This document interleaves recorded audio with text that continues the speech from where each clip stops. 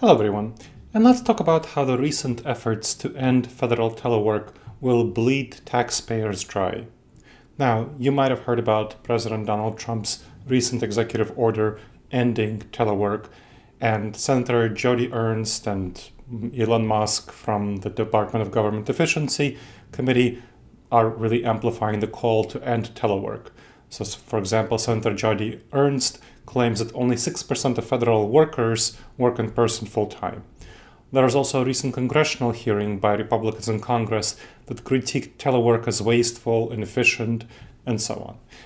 That perspective really doesn't match the evidence.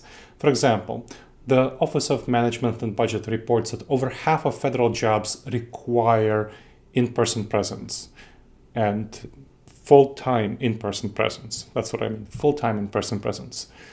Of the rest, under half, 61% of people who are eligible for telework work their hours in the office. 61% of people who work in a hybrid modality in the federal setting work inside the office.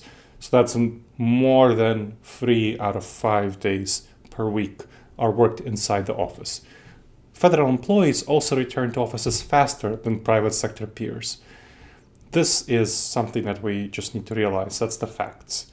And we also see high productivity boosts. So, for example, the Social Security Administration reports a 6% productivity boost from people who are working in a telework setting rather than in-person setting.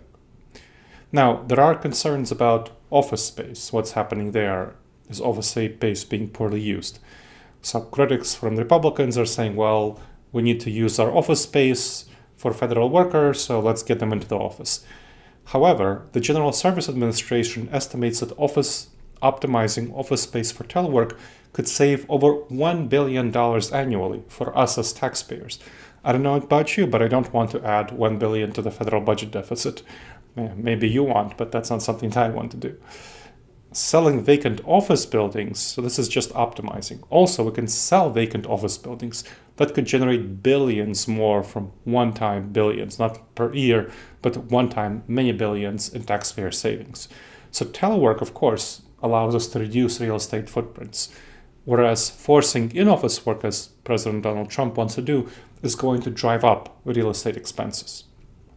Moreover, telework enhances recruitment, retention, and satisfaction.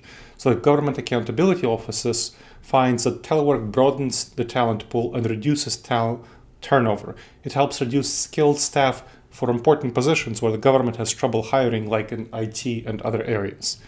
Telework helps modernize government for modern needs, whereas forcing a return to office would prompt massive disruption and resignations, people leaving for the private sector where they can find many more opportunities for telework.